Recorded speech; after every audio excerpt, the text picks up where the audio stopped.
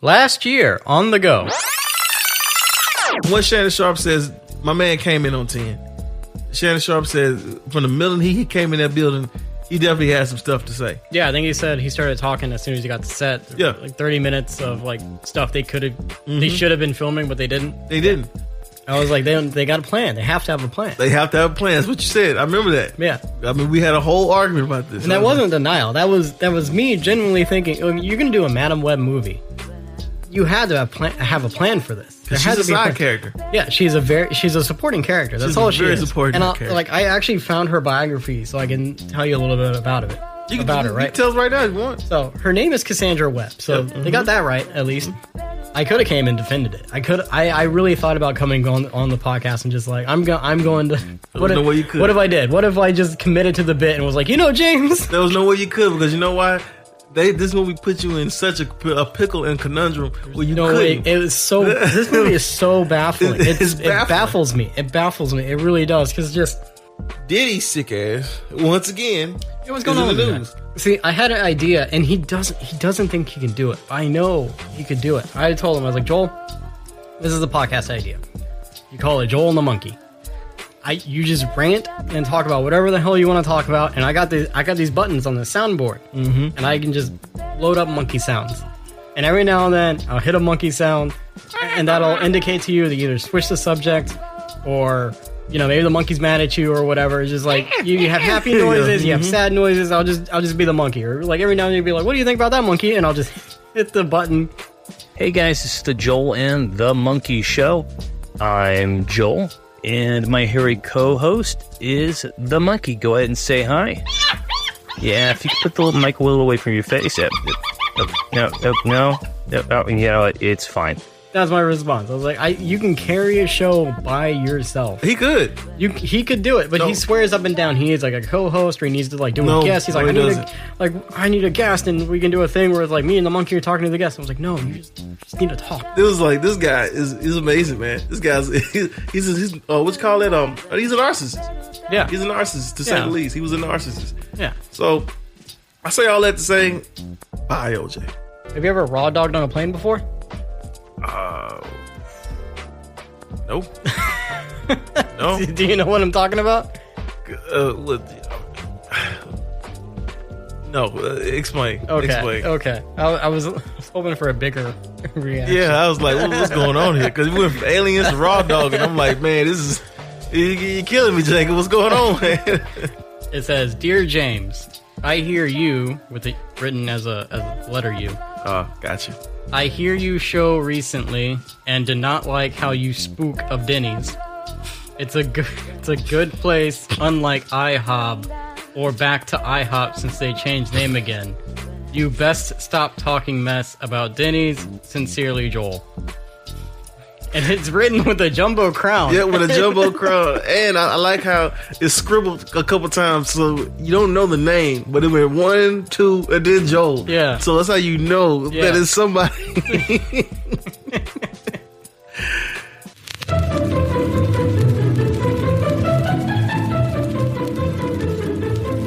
Hi, hola, buenos dias, bonjour, and a good old cowboy howdy.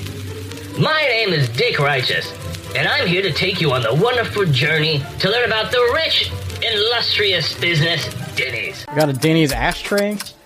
Oh, with the ash is still in it. Yeah, nice. The ash is still in it. Nice touch. In fact, it actually looks like it says Daryl's, but they scratched out and wrote Denny's on it. Yeah, you can see the paintings. You can see the paint job on the ashtray. There's a Denny's bumper sticker here. Great, I'll put that on my car. That'll be nice. I guarantee you will not put that on your car. I can almost promise my life on it. There's a Denny's restroom door handle. You get, one side is a pancake, the other is a waffle. I don't really know which one is occupied or vacant. I'm good on that. And here's the.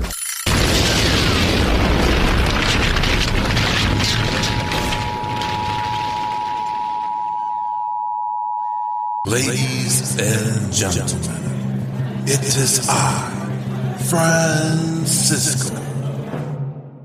It's the 100th episode of the On The Go Show.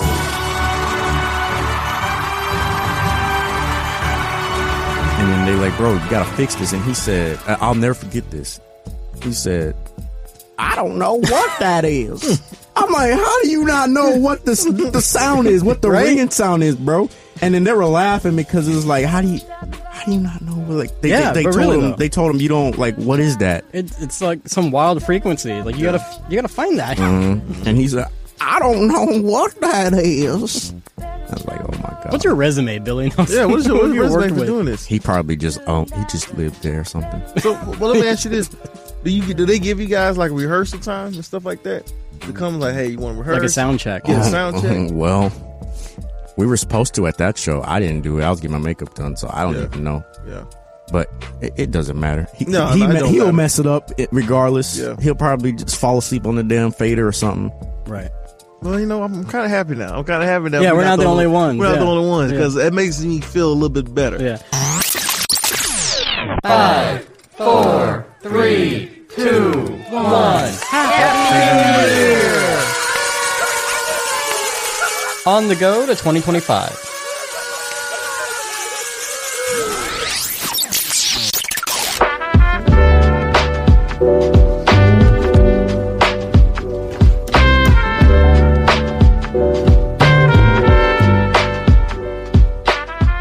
Well, James, it's the new year. We made it to the new year, and we're recording this from the past.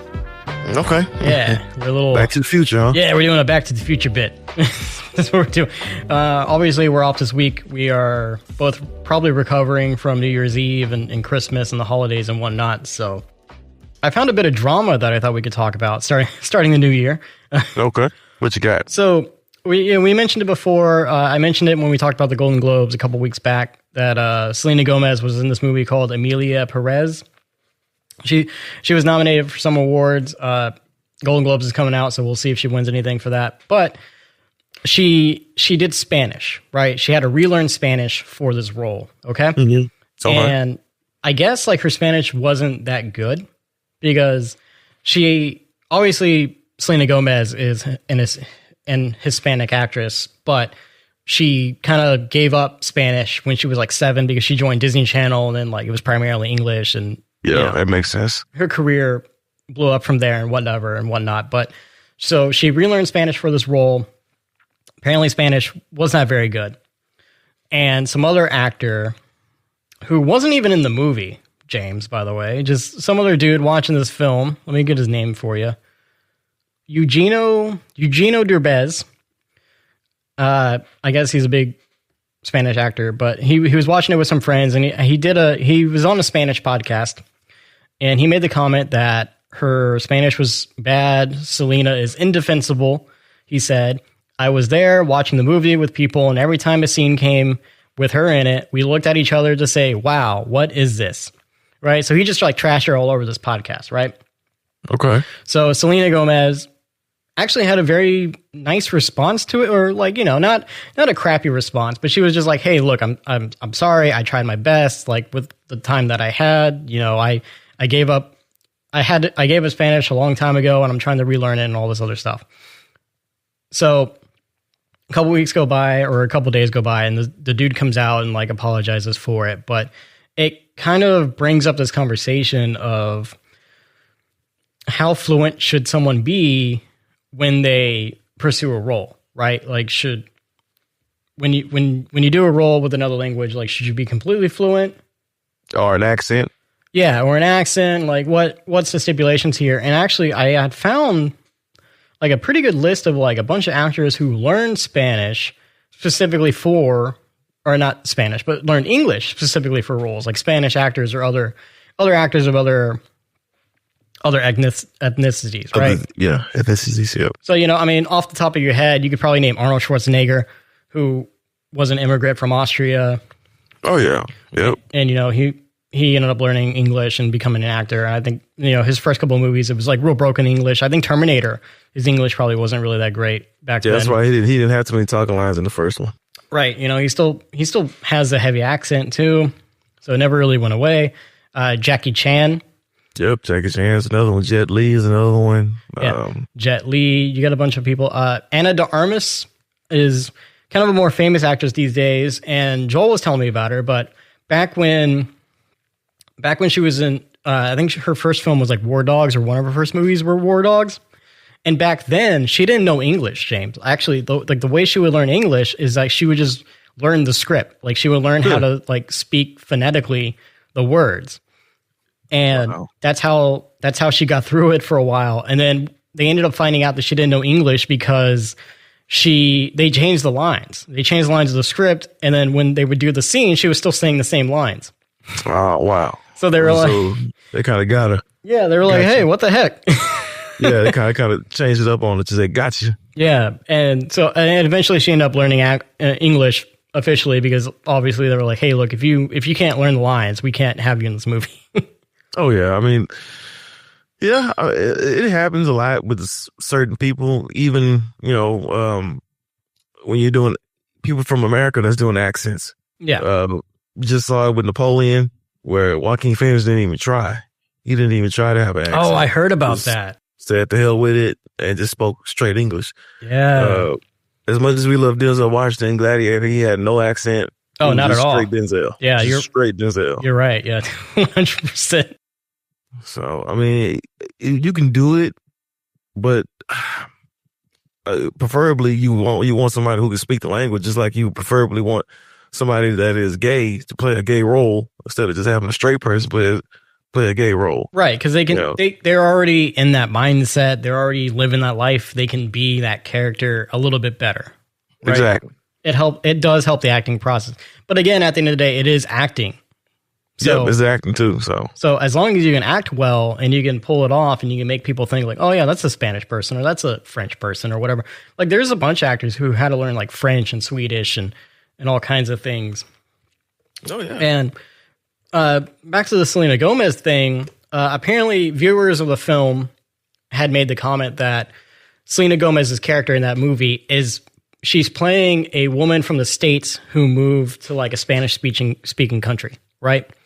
So they made the comment that because that's her character, and in the film, like, yeah, maybe her Spanish isn't that great, but also she's playing an American woman speaking Spanish. How to speak Spanish. Yeah. So it makes a lot of sense. Yeah. So it actually made sense to people who watched the film, who actually paid attention to like where the character is from and stuff. It's common sense. Yeah. So I think the guy just kind of was talking out of his butt for a little bit, and then see, this is another case of just people just talking, just fake outrage, or just like these older actors who were crapping on the younger actors. Just that animosity that just comes from the industry. First of all, I had never heard the story until you brought it to the table, because trust me, that is not the biggest story that's out here in Hollywood right now. So it's just, I did not know that was even a nothing. So it sounded like a nothing burger. And this guy just wants to get his 5 seconds of publicity and to trash this girl for doing a movie that, he clearly did not see in the right lenses. Right. And I mean, again, the drama is a drama, and it seems like it got squished pretty quickly. And the more interesting part from it is like, oh, how many other actors had to learn English, or how many other actors like have to learn another language when they do films? Like Penelope Cruz, Penelope Cruz, famous Spanish actress. She also does like a bunch of English movies. Very good actress.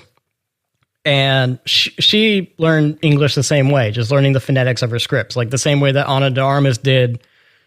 More recently, Penelope Cruz was one of the original people to do it. Her first English language movie was High Low Country in 1998. And she has revealed that due to her limited ability in the language, she learned her lines in the script by memorizing the sound of each word. That's impressive, nonetheless. That's pretty good. Yeah. Like, oh, I didn't even learn the language. I just learned how the words sounded and repeated that. Yeah, man. I guess when that money start coming in, you kind of learn how to do a lot of things. Yeah. It's like, you only want to act in Hollywood, you learn to speak some English. Salma Hayek, very famous actress. She's had a very successful career. She was in a bunch of films. Now she's doing a bunch of TV series. I think she was in Modern Family for a long time. She's obviously in Dogma and like some older films. What did you say? Selma Hayek? You mean that's Sofia Vergara? Sofia Vergara. Ah, damn. Yeah. I was thinking Selma.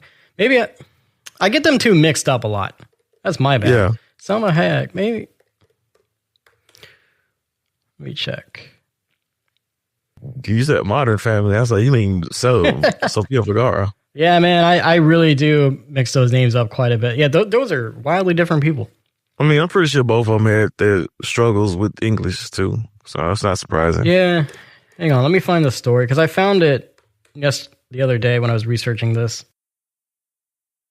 Damn, I was all geared up and ready to go with that one. Yeah, Selma Hayek. Basically, when she was first learning English, she also had dyslexia, where she has dyslexia. Yeah, I remember that. Yeah, so it says, when Selma Hayek arrived in Los Angeles from Mexico at age 25, she could barely read a street sign. She spoke almost no English, and having struggled with dyslexia her whole life, she knew that learning a language would be a challenge.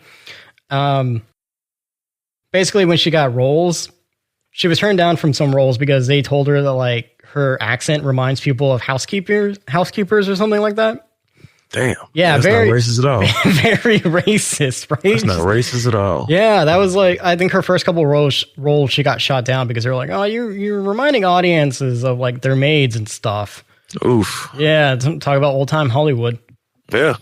But I mean, obviously she overcame it and became a famous actress and played in a bunch of movies and TV shows and whatnot as well. I can't believe I got her mixed up with freaking Sofia Vergara. Yeah. I mean, well, both of them are hot, so let's get that out the way. That is true. Both of them just probably had the same type of deal. You know? Yeah, that is true. Yeah, I imagine so. Yeah. But yeah, I mean, loads of actresses, go through this. Like I said, I didn't know about this story until you brought it to the table this morning. Yeah. The drama is whatever. I find it more interesting in like looking into like who's learning what for what, Yeah. And again, it goes back. All these actors got to learn that.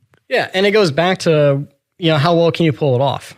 Like if you can pull it off well enough, and if you can act very well, no one's gonna notice. Yeah, no one's gonna notice, or if you just don't give a damn and you just say, "Hey, I'm just gonna do an American accent and not go with the peace period that is in that time," then yeah. Got that too. Yeah, Denzel. Yeah, Joaquin Phoenix. Did he sound just like Joaquin Phoenix? 'Cause he's got a very like, I guess not like unique voice, but he sounded just like him. He's got a high register. You know what I mean? First of all, he was too tall. Then on top of that, he had no accent, while everyone else had a French accent. That's funny. Didn't even try. That's exactly why that movie bombed too. Yeah, major historical film. No accent, no short Napoleon. That's why that movie bombed. Wasn't it like 3 hours long too? It was a long movie, right? Just about. Jeez, long movies, man. I don't know why they keep trying to like make these movies so long. 90 minutes. Give me 90 minutes. I think Brutalist is like 4 hours long. Jeez. Yeah, I think this is gonna be the first movie that has an intermission in it. So allegedly, it's supposed to have an intermission in it. What was that movie that came out on Netflix a few years ago? They talking about the movie with Mark Scorsese. Yeah, Robert De Niro movie. Irishman. Yeah, that was like 4 hours or something, right? Yeah, that was 4 hours long too. But I mean, you're at home, so you can kind of break it up. Didn't they break it down to episodes too, just to make it more digestible? No, they just had one whole movie. Oh, that they did. You just break it up, and you just break it up yourself. Interesting. Cut it off where you want to cut it off, and watch it how you want to watch it. Yeah. Okay. That's all we have for today. Thank you for listening, and if you would like to join the conversation, you can email us at onthegopod2023@gmail.com. You can also find us on Facebook, Instagram, and YouTube at On The Go with Jacob and James. You can find James on Instagram at James9794. You can find me on Instagram at jacobdantone.audio. James is on the go. Jacob's on the go. We're all on the go.